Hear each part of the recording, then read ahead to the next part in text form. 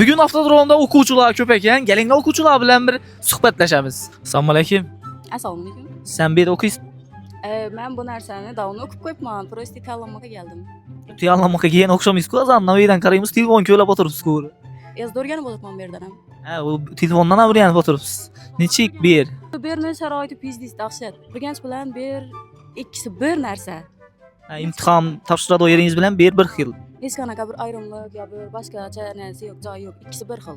Gapni cho'zib o'tirmayman, dengalini aytaman. O'qish pulini nechik? O'qish puli arzon, damullalar zo'r berdi. Agar qimmat olsam men shu yerda o'qiyadim. Nima uchun damullalar o'zimiz jo'radi, narsalarni yaxshi o'rgatadilar. Hamma shart-sharoitlari yaxshi. O'zim ham testdan o'tib keldim. Endi professional sig'a topshirib yuribman. Tayyorlanib yezdiya. Yezdin topshirsangiz provalingizda. Pravolimda, xudo xohlasa. Tashkili bor. Tashkili bor. Shunda dengdoshlaringizga, opa-singillarimizga qo'rqmang, tavsiya etib bilasiz. O'zbekistonni tavsiya etaman. Butun O'zbekistonda 60-70 bola yuribdi. Shularning ichidan bir siz aytadigan o'xshadingiz. Namuna avtoustozini hamma maqtab yotibdi. Bir yomon tarafini ayting menga shu. Nodab tursiz, tushunmasinglar. Yomon yeri yo'q, men Nokoxonani gördingiz, nasıl duramatarangmi?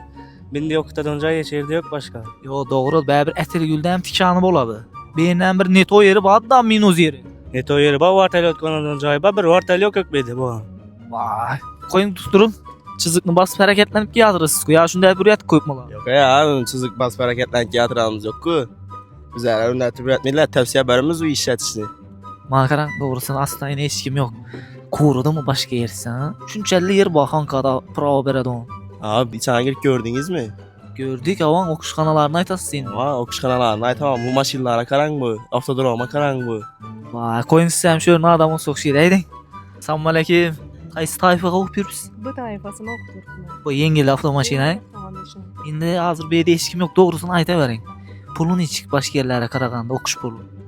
Pulam hammasi odamlarni imkoniyatini kelib chiqib to'g'ri aytadi. Ma'qul narsa. O'qishxonalari, domlalar, mamlalari. Hamma sharoitlari dum yaxshi. Amaliy mashg'ulotda dum qiynalmaymiz. Nazariyda ham dum yaxshi domlalar hamma narsani yaxshi o'rgatib qo'yibdi. Shunda dengdoshlaringizga, opa-singillari bemalol qo'rqmang, tavsiya etib bilasiz. Men tavsiya etamiz. Hamma narsa o'qiymanda ham shu namuna avtomaktabga kelaversinlar. Hamma sharoit bor, yetarli. Bilmayman deb qo'rqib yurmaydilar, hamma narsani o'rgatadilar. Sizga ham katta rahmat, omad.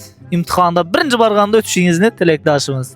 Enang do'stlar, ustunda o'qib yurgan akalarimiz yoki ukalarimiz, og'alarimizni o'zlaringiz gaplarini eshitib turibsizlar. Xulosa o'zingizdan. Yaxshi fikringiz olammi, negativ fikringiz olammi, kommentariyada yozib qoldiraverasizlar.